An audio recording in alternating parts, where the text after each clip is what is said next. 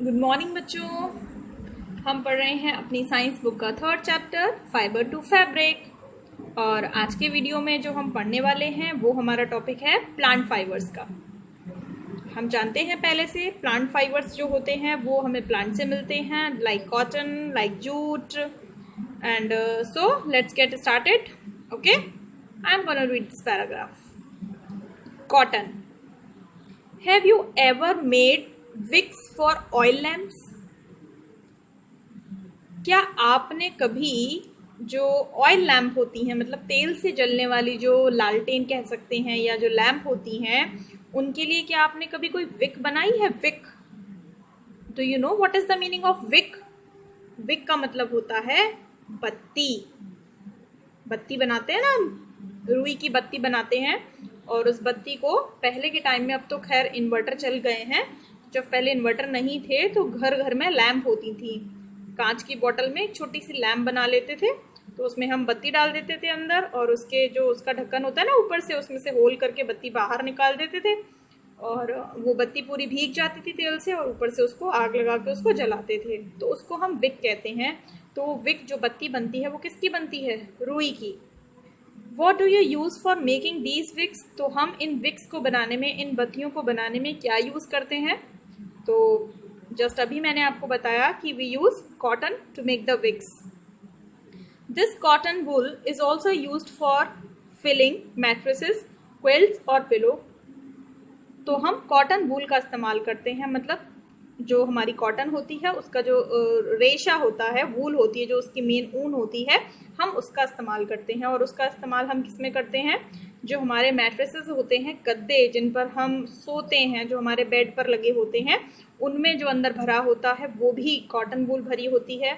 जो हमारी क्विल्ट्स होती हैं, रजाइयाँ, उनमें हमारी कॉटन वूल भरी होती है। और जो हमारे पिलोज होते हैं, मतलब तकिए, उनमें भी हमारी कॉटन वूल भरी होती है, जिसकी वजह से वो इतने सॉफ्ट सॉफ्ट हो जाते हैं।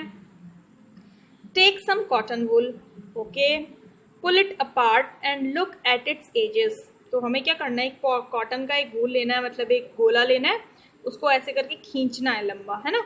And look at it edges, जब हम उसको ऐसे करके खींचेंगे ना, लंबा लंबा ऐसे करके खींचेंगे, तो हमें उसके किनारे देखने हैं। What do you observe? तो क्या देखोगे आप? The small thin strands that you see are made up of cotton fibres. कि जो आप इस तरह से खींच कर जो लंबा धागा उससे बनाओगे, तो जो छोटा सा पतला सा जो धागा बना है वो किससे बना है? वो कॉटन फाइबर्स से बना है। बहुत छोटे छोटे बारीक रेशे होते हैं जिन्हें हम कॉटन फाइबर्स कहते हैं। तो अगर हम ऐसे ऐसे करके जो मैंने आपको कल भी बताया था, अपनी फिंगर्स को ऐसे धागा बनाते चले जाते हैं तो वो धागा बन जाता है। और अगर हम उसका धागा नहीं बनाते, उसको ऐसे उसका गुल्ला बना के समेट के ऐसे रख देते हैं, तो वो वूल बन जाती है। Okay, where does this cotton wool come from? Now we must ask this question to ourselves, that where does this cotton wool come from? अब हमने कॉटन की बात कर ली, कॉटन से बनने वाले धागों की बात कर ली, कॉटन वूल की बात कर ली। तो अब हमें ये सोचना है कि ये कॉटन वूल आखिर आती कहाँ से है? हमारे पास तो आ जाती है, पर कहाँ से आती है? It is grown in the fields. तो इसका आंसर क्या है कि जो कॉटन वूल है वो फील्ड्स में ग्रो की जाती है, मतलब खेतों में पैदा होती है। Cotton plants are usually grown at places having black soil and warm climate. ये बहुत इंपॉर्टेंट है, और आगे तक ये क्वेश्चन कंपटीशन में भी पूछा जाता है कि कॉटन के प्लांट को, कॉटन को हिंदी में बच्चों कपास कहते हैं, तो कपास के पौधों को जब हम उगाते हैं, पैदा करते हैं, तो उसके लिए जो जगह है ना वो कैसी होनी चाहिए? तो उसके लिए जगह में दो खास बातें हमें ध्यान रखनी है। पहली है ब्लैक सॉइल, मतलब काली मिट्टी होनी चाहिए, और दूसरी है वार्म क्लाइमेट, जो वहाँ का क्लाइमेट है, जो वहाँ की जलवायु है, वो कैसी होनी चाहिए? गर्म। Can you name some states of our country where cotton is grown? I told you yesterday the states where cotton is grown. The first is, very good, Gujarat, and the second is Maharashtra. Very well. The fruits of the cotton plant are about the size of a lemon.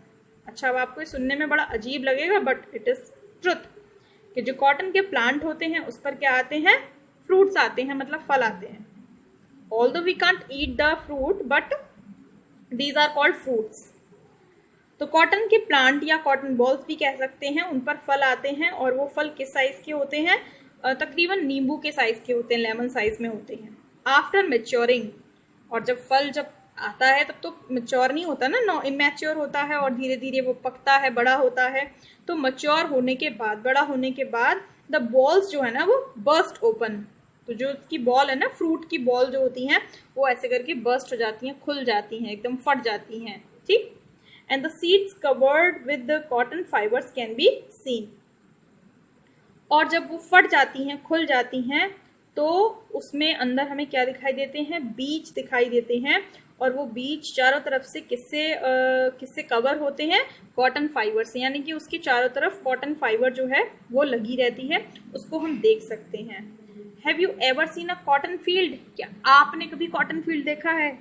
नहीं, क्योंकि हम तो UP में रहते हैं और गुजरात और महाराष्ट्र के स्टेट्स में तो हमें जाना होता नहीं है, और घूमने भी जाते हैं तो कौन सा हम कॉटन फील्ड देखने जाएंगे, है ना।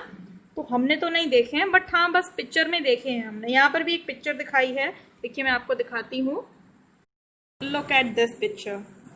This picture is taken from the field of cotton plant.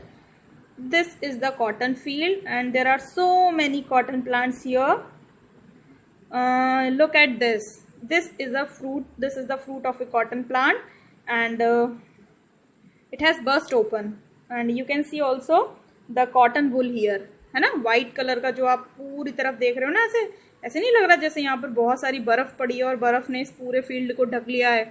कितना सुंदर ऐसा दिखाई देता है। तो हम ऐसे जब गुजरात राजस्थान में जाएंगे तो वहाँ पर खेतों में, जैसे हम यहाँ यूपी में जाते हैं तो चारों तरफ क्या दिखाई देता है, बाजरा, है ना, बाजरा ही ज़्यादातर हमें दिखाई देता है।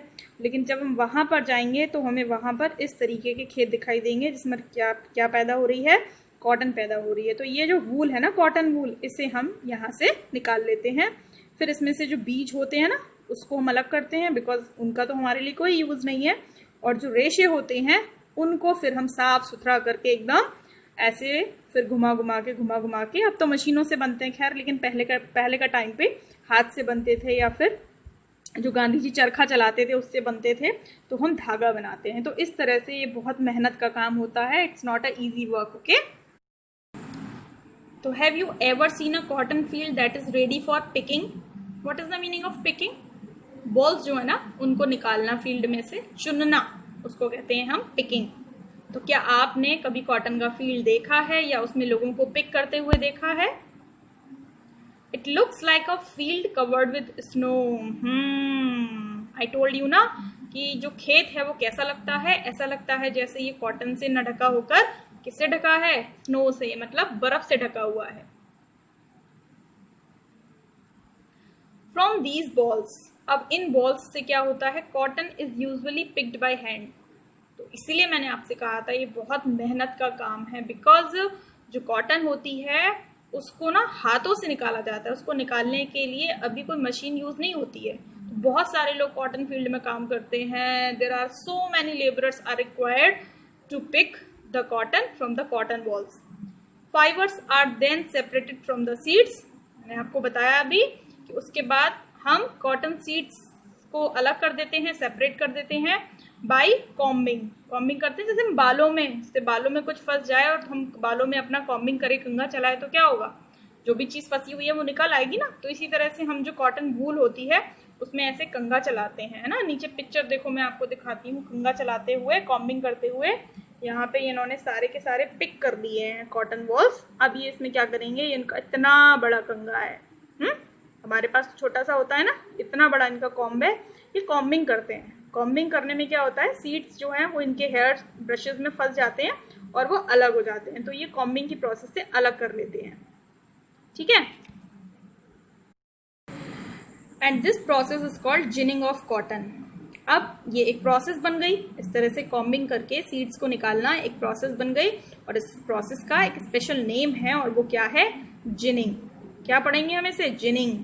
गिनिंग नहीं पढ़ेंगे। पहले जब मैं छोटी थी तो मैं इसे गिनिंग पढ़ती थी, बहुत बाद में मुझे पता चला कि इसे जिनिंग पढ़ते हैं, तब जाके मेरा प्रोनाउंसिएशन करेक्ट हुआ। तो मैंने आपको इसलिए बता दिया कि आप लोग भी कहीं भूल से इसे गिनिंग ना पढ़े, ये जिनिंग है। Okay, ginning was traditionally done by hand. अभी अभी मैंने बताया आपको जो पिकिंग का काम होता है, फर्स्ट प्रोसेस क्या हुई, पिकिंग। पिकिंग भी हाथों से होती है। Then the second process is ginning, ginning भी हाथों से होती है। तो ये पूरा लेबर रिक्वायर्ड काम है, इसमें बहुत सारे लोगों की ज़रूरत पड़ती है ना। इसीलिए क्या होता है कि महाराष्ट्र में बहुत सारी यूपी और बिहार से लेबर चली जाती है। दीज डेज इन दोनों machines are also use for ginning. Ginning के लिए आजकल मशीन्स यूज़ की जा रही हैं, लेकिन मशीन्स काफ़ी ज़्यादा एक्सपेंसिव होती हैं और उसमें इलेक्ट्रिसिटी की रिक्वायरमेंट होती है। तो जो बेचारे छोटे छोटे किसान होते हैं वो सोचते हैं यार हाथों से ही कर लेते हैं, बहुत पैसा खर्च करने की इसमें नीड नहीं है। तो इस तरह से ये था हमारा कॉटन। अब now move on to jute. Jute, jute fibre is obtain from the stem of the jute plant. देखो, जो कॉटन फाइबर होता है वो हमें मिलता है कॉटन प्लांट के फ्रूट से। दोनों में थोड़ा सा डिफरेंस है। और जो जूट फाइबर होता है वो हमें मिलता है जूट प्लांट की स्टेम से। याद रखेंगे आप लोग, अच्छी बात है। It is cultivated during the rainy season. अब जूट की जो कल्टीवेशन होती है, जूट की जो खेती होती है वो कौन से सीजन में होती है, वो बारिश के मौसम में होती है। और जो कॉटन प्लांट की खेती होती है उसके लिए क्लाइमेट कैसा चाहिए, वार्म। मतलब both the plants are totally different from each other in their needs. In India jute is mainly grown in West Bengal, Bihar and Assam. तो जूट की जो खेती होती है वो होती है इंडिया की कौन सी साइड में, राइट साइड में। ओके, और जो कॉटन की खेती होती है वो कहाँ होती है, इंडिया की कौन सी साइड में, लेफ्ट साइड में। मतलब जूट की खेती होती है ईस्ट में और जो कॉटन की खेती होती है वेस्ट में। मतलब डायरेक्शनली भी एक दूसरे के बिल्कुल अपोजिट है। The jute plant is normally harvested when it is at flowering stage. अच्छा, जूट प्लांट को हम हार्वेस्ट कर लेते हैं। हार्वेस्ट करने का मतलब उसकी कटिंग कर लेते हैं, काट लेते हैं उसे। कब, जब वो फ्लावरिंग स्टेज में होता है, मतलब जब उस पर फूल आने वाले होते हैं। ठीक है। और कॉटन प्लांट को हम कब काटते हैं, उस पर जब फूल आ जाते हैं और उस पर जब फल आ जाते हैं। फूल के बाद फल आते हैं ऑफकोर्स। फल जब उसके पक जाते हैं तो वो बर्स्ट हो जाते हैं। देन उसके बाद फिर हम उसकी कॉटन जो वूल होती है, बॉल्स होती हैं, उनकी हम पिकिंग करते हैं। ठीक है, आगे चलते हैं। The stems of the harvested plants are immersed in water for a few days. अब देखो यहाँ पर बहुत सारी प्रोसेस होती हैं। जैसे हमने फ्लावरिंग स्टेज आ गई, उसके बाद हमने प्लांट की हार्वेस्टिंग कर ली।